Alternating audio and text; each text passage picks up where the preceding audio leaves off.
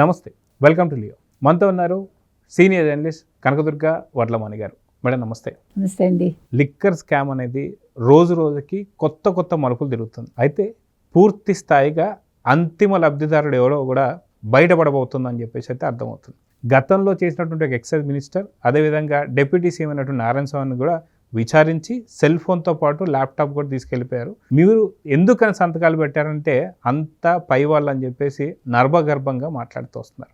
మొత్తానికి ఇప్పుడు నారాయణ స్వామి రేపో మాపో విజయసాయి రెడ్డి గారు కూడా రాబోతున్నారు. ఎందుకంటే గతంలో ఒక నెల రోజుల క్రితమే నోటీసులు ఇచ్చారు, వస్తానని చెప్పేసి అన్నారు, కానీ ఈ తేదీ చెప్పలే. ఇప్పుడు వచ్చి ఏం సమాధానం చెప్తారు? వీళ్ళిద్దరి చేతుల్లో జగన్ జాతకం ఉందా అంటే ఏమంటారు? అంటే ఆల్మోస్ట్ ఆయన అప్రూవర్గా మారినట్టే మనకు అర్థమవుతోంది. నారాయణ స్వామి గారు నిన్న 40 క్వశ్చన్స్ అడిగితే సమాధానం చెప్పలేదు అని బయటకు వస్తుంది, కానీ అంతా పైవాడే అండంలోనే మొత్తం ఉంది. అంటే ఆయన క్లూ ఇచ్చేశారు. కాకపోతే ఏంటంటే మనకి పూర్తిగా బయటకు రావట్లేదు, అంతే. తెలియకపోవడం ఏం లేదు. అందరికీ అంతిమ లబ్ధిదారుడు ఎవరో క్లియర్ కట్గా తెలుసు, ఎవిడెన్స్లు ఉన్నాయి. అదేదో అంటారు చూడండి, ఆ శంఖంలో పోసేస్తే తీర్థం అయిపోతుంది, జగన్మోహన్ రెడ్డిని అరెస్ట్ చేస్తారు. అయితే ఏంటంటే ఇవాళ నారాయణ స్వామి మీరు చెప్పినట్టుగా నిన్న నారాయణ స్వామి దొరకడంలోనే మీరు అన్నట్టుగా అంటే చాలా క్లారిటీ వచ్చింది అందరికీ. అంటే ఒక A1గా ఉండే రాజ్ కసిరెడ్డి, ఒక బాలాజీ గోవిందప్ప, ఒక ధనుంజయ రెడ్డి, ఒక కృష్ణమోహన్ రెడ్డి, వీళ్ళందరూ ఎలా తప్పించుకోవాలనుకున్నారో, ఎలా సిట్టుకు దొరకకుండా రకరకాల విన్యాసాలు చేశారు, పారిపోదామని కూడా అనుకున్నారు కదా. సో అవేమీ జరగకుండా ఆపి సిట్టు వాళ్ళని పట్టుకోవడం జరిగింది. పట్టుకున్నాక కూడా మాకు సంబంధం లేదన్నారు. కానీ మొట్టమొదటి క్లూ ఇచ్చిన విజయసాయి రెడ్డి క్లియర్ కట్గా ఇచ్చాడు, రాజకసిరెడ్డి అంతా అని. అంటే ఇంకా చాలా చెప్పుంటాడు విజయసాయి రెడ్డి, ఖచ్చితంగా సందేహం అక్కర్లే మనకు ఆయన మీద. ఎందుకంటే ఆయన చెప్పినవన్నీ వీళ్ళు బయట పెట్టారు కదా. ఇప్పుడు విజయసాయి రెడ్డి జగన్ పేరు చెప్పలేదు అని మనం అనుకుంటున్నాం, కానీ చెప్పే ఉంటాడు ఆల్రెడీ. అయితే ముందు ఎందుకు బయటకు రాదంటే ఏ విషయమైనా ఇప్పుడు ఇంతమందిని విచారించాలి కదండి. ఫస్ట్ రోజే మీకు క్లైమాక్స్ ఇచ్చేస్తే మిగతా వాళ్ళు తప్పించుకుంటారు కదా. సో ఒక ప్రాసెస్లో వెళ్తారు వాళ్ళు. ఆ ప్రాసెస్లో మీకు క్లియర్ కట్గా విజయసాయి రెడ్డి మొత్తం నిజాలు చెప్పాడు కాబట్టే ఆయన ఇంత ధైర్యంగా బయట తిరుగుతున్నాడు. లేకపోతే ఈ పాటికి ఆయన అరెస్ట్ అవ్వాలిగా. మీకు మొదటి 3 మీటింగ్లు ఆయన ఇంట్లో జరిగినప్పుడు ఫస్ట్ మీరు అరెస్ట్ చేయాల్సింది రాజు కసిరెడ్డినా విజయసాయి రెడ్డినా?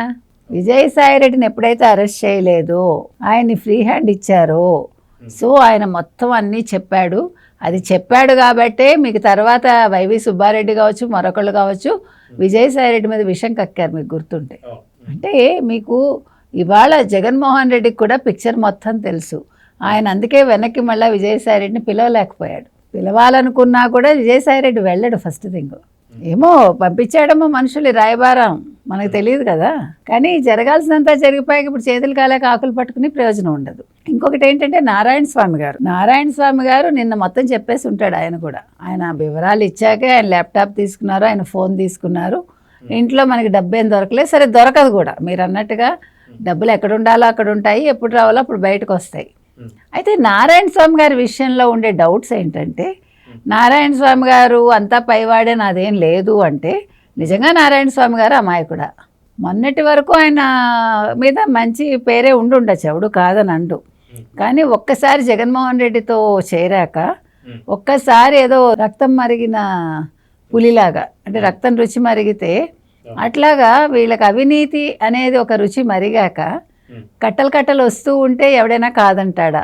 ఈయన 50 ఏళ్ళు నాకు రాజకీయ జీవితంలో నాకు మచ్చలేదు అన్నారు ఆయన. మేబీ 45 సంవత్సరాలు ఉండకపోవచ్చు, లాస్ట్ 5 సంవత్సరాలు ఆయనకు తప్పకపోవచ్చు. అదే కాక నేనేంటో చంద్రబాబు నాయుడు గారు కూడా తెలుసు అంటే భయపడుతున్నట్టు, అదే కాక అప్రూవర్గా మారిపోతాను అని చెప్పేసి అన్నట్టు. Yes, exactly. ఇన్నర్ మీనింగ్ అదే. అంటే ద్వంద్వార్థాలు అంటారు, లేకపోతే ధ్వని అంటారు. ధ్వని అంటే లోపలుండే ఇంకో అర్థం అనమాట. చంద్రబాబు నాయుడు గారితో ఎందుకు పోల్చుకున్నారు మీరందరూ? అసలు జగన్మోహన్ రెడ్డికి చంద్రబాబు నాయుడుని చూస్తేనే ఒక కళ్ళల్లో ఇలాగా ఆయనకి నిప్పులు పోసుకుంటాడు ఆయన కళ్ళల్లో. నారాయణ స్వామి గారు చంద్రబాబు నాయుడు గారి పేరు ప్రస్తావించారంటేనే అంటే ఇప్పటికి చంద్రబాబు నాయుడు గుర్తుకు రావాల్సి వచ్చింది ఒకటి. రెండోది మీరు అన్నట్టుగా నేను అప్రూవర్గా మారిపోతాను సుమా అని చెప్పడం కూడా. అందుకని నేను ఆయన అప్రూవర్గా మారే ఉంటారు, అందులో మనకు సందేహం లేదండి. కాకపోతే ఏంటంటే ఆయన పేరున అంటే ఆయనకు ఒక 17 బార్లు ఇచ్చేశారు అనేది నిన్న వచ్చిన విషయం. ఈ 17 బార్లు ఎవరు చూసుకున్నారు? నారాయణ స్వామి పిఎస్ బాలకృష్ణ ఎవరైతే ఉన్నారో ఆయన విజయవాడలో ఒక ఇల్లో రూమో ఏదో తీసుకుని ఆయన మేనేజ్ చేశారు. ఇప్పుడు మీకు 17 బార్లు ఇచ్చినప్పుడు మీకు తెలియదా నారాయణ స్వామి గారు? మీకు తెలియకుండా బాలకృష్ణ గారు మేనేజ్ చేశారా? ఆ విషయాలు సిట్ అయితే బయట పెడుతుంది, అదేం సందేహం లేదు. అంటే అవి ఎవరు మేనేజ్ చేశారు, డబ్బులు ఎక్కడికి వెళ్ళాయి, ఏ రూట్లో వెళ్ళాయి, ఎవరెవరికి ఎంత వెళ్ళాయి, వాళ్ళ పిల్లలకి వెళ్ళాయా లేదా, ఇవన్నీ బయటకు వస్తాయి. అదేం పెద్ద సమస్య కాదు. ఇవాళ మనం దానికోసం బుర్ర బదులు కొట్టుకోవాల్సినంత పని లేదు గతంలో లాగా.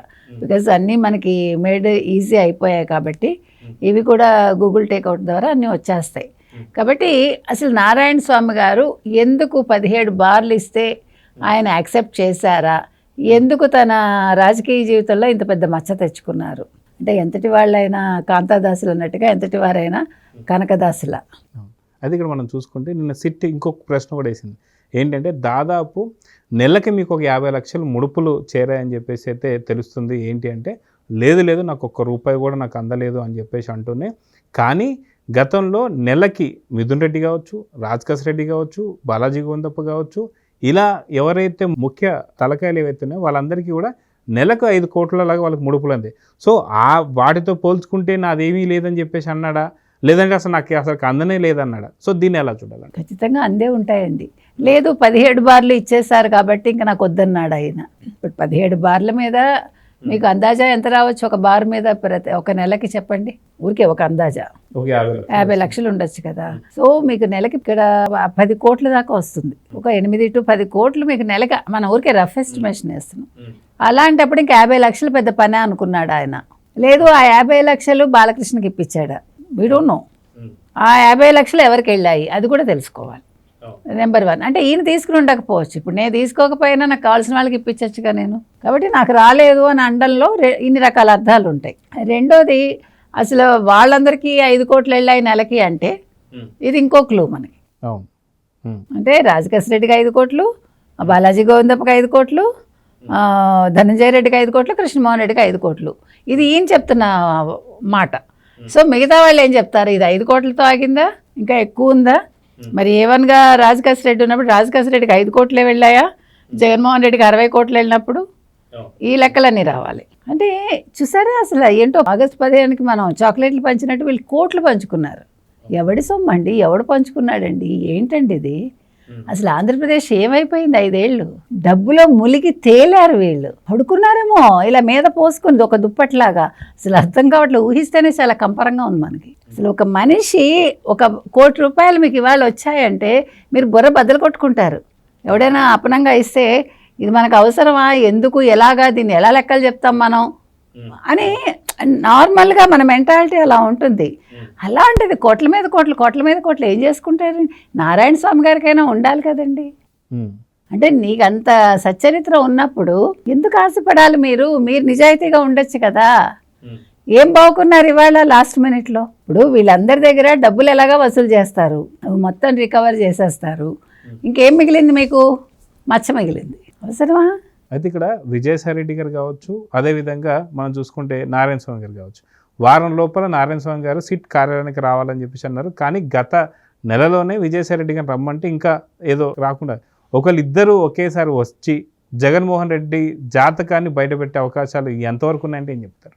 ఖచ్చితంగా ఉంటాయండి. అంటే మీరు అన్నట్టుగా నిన్న కూడా మనం మాట్లాడుకున్నాం, ఇద్దరిని ఇంచుమించుగా 1 రోజు 2 రోజులు తేడాలో పిలిచారు. సో నారాయణ స్వామి గారిది అయితే కానీ విజయసాయి రెడ్డి వెళ్ళదలుచుకోలేదా? అందుకనే ఆయన ఎప్పుడు పిలిచినా వస్తాను అన్న పెద్ద మనిషి సిట్కి ఎందుకు వెళ్ళలేదు? నిన్న నారాయణ స్వామి గారిది అయింది కాబట్టి నిన్న కూడా మనం అనుకున్నాం ఇంకా నెక్స్ట్ విజయసాయి రెడ్డి వస్తారని. ఇప్పుడు నారాయణ స్వామి గారు ఒక విషయంలో క్లారిటీతో ఉన్నాడు. ఆయన అట్లీస్ట్ మీరు ఇందాక అన్నట్టుగా ఎవరి మాట వినలేదు, పారిపోలేదు. నా ఇంటికి రండి, ఫ్రీగా మీరు మాట్లాడుకోవచ్చు అంటే ఇంటికి పిలవడానికి ఎవరన్నా వెరుస్తారు. అంటే ఈయన వెరవలేదంటే ఈయనలో ఎక్కడో కొద్దిగా నిజాయితీ ఉంది. అంటే పారిపోదలుచుకోలేదు మనిషి, పట్టుబడదలుచుకున్నాడు, ఉన్నదేదో చెప్పదలుచుకున్నాడు, విషయం కక్కదలుచుకున్నాడు కాబట్టి రమ్మన్నాడు. కాబట్టి నిన్న నారాయణ స్వామి తోటి క్లారిటీ ఉంటుందనే విజయసాయి రెడ్డి వెయిట్ చేశారా? ఎందుకంటే నారాయణ స్వామి గురించి తెలుసు కాబట్టి, ఆయన బ్యాక్గ్రౌండ్ కానీ ఆయన మంచితనం కానీ. సో నారాయణ స్వామి ఒకసారి నోరు విప్పేశాక నేను అసలు వ్యక్తి గురించి పూర్తిగా చెప్పేస్తే క్లారిటీ ఉంటుంది అని అనుకుని ఉండొచ్చా? సో అందుకని ఇప్పుడు నిజంగా మీరు ఇందాక అన్నట్టుగా ఇద్దరిని కలిపి పిలిస్తే ఇంకా బాగుంటుందండి. అంటే ఇద్దరిని ఎదురెదురుగుండా కూర్చోపెట్టి మొత్తం విషయాలు రాబడితే అంటే ఇద్దరు ఒకే రకంగా చెప్పే అవకాశం ఉంటుంది. విడివిడిగా కంటే కూడా కలిపి వాళ్ళని విచారణ జరిపితే దానివల్ల మనకి సమయం కలిసి వస్తుంది. అంటే ఇంకా అంతిమ లబ్ధిదారుడు అనేవాడు క్లియర్ కట్ పిక్చర్ మనకు వచ్చేసి సిట్ కూడా అక్కడితో ఇంకా విచారణ ముగించేయచ్చు వాళ్ళు. ఇది చాలా పెద్ద తలనొప్పి అండి. ఇప్పుడు ప్రజలకు కూడా విసుగ్గా ఉంది, ఏంటి ఇంకా అరెస్ట్ చేయరు జగన్మోహన్ రెడ్డిని, ఏంటి ఇంకా అరెస్ట్ చేయరు జగన్మోహన్ రెడ్డిని అని వాళ్ళు చాలా ఇంకా వాళ్ళకి పేషెన్స్ చచ్చిపోతుంది. కాబట్టి అక్కడ ఒక శుభం కార్డు పడిపోతే ఇప్పుడు ఈ 9వ తారీఖు ఎలాగా మనకి వైస్ ప్రెసిడెంట్ ఇది అయిపోతే సెప్టెంబరు, సో ఈయన్ని కూడా 20 లోపు అరెస్ట్ చేసేస్తే ముందు ఆంధ్రప్రదేశ్ ప్రజలు ఊపిరి తీసుకుంటారండి. ఎందుకంటే ఇప్పుడు మహిళలకు కూడా రక్షణ లేకుండా ఉంది. మహిళా మంత్రులకు కావచ్చు, ఎమ్మెల్యేలకు కావచ్చు, జెడ్పీటీసీలకు కావచ్చు, తెలుగుదేశం కూటమికి చెందిన వాళ్ళకి నిజంగా చెప్పాలంటే వైసీపీ వల్ల రక్షణ లేదు. దాని వెనకాల జగన్మోహన్ రెడ్డి కుట్ర ఉందని తెలుస్తోంది. సో ఇంకా ఎంతకాలం ఇట్లాగా ఆడవాళ్ళు కూడా భయపడుతూ ఆంధ్రప్రదేశ్లో కూటమి ప్రభుత్వం వచ్చాక కూడా. కాబట్టి వీటన్నింటికి ఒక ముగింపు పలకాలంటే జగన్మోహన్ రెడ్డి ఖచ్చితంగా జైలుకి వెళ్ళిపోవాలండి. ఇవన్నీ జరగాలంటే నెక్స్ట్ వీళ్ళిద్దరిని విచారణ జరిపి మొత్తం ఒక క్లియర్ పిక్చర్ వచ్చేస్తే అక్కడితోటి ఈ మద్యం కుంభకోణం అనే ఈ స్కామ్కి సంబంధించిన విచారణ పూర్తవుతుంది. అంతిమ లబ్ధిదారుడు కూడా ఆదమర్చి జైల్లో నిద్రపోవచ్చు. సో చూద్దామండి, ఖచ్చితంగా నారాయణ స్వామి, అదేవిధంగా మనం చూసుకుంటే విజయసాయి రెడ్డి చేతుల్లో జగన్ జాతకం ఉంది. ఖచ్చితంగా అతి తొందరలోనే అరెస్ట్ కాబోతున్నారంటే అవుననే సమాధానం వస్తుంది. సో చూద్దాం జరగబోతుందో. నమస్తే. Please subscribe to Leo News for more videos.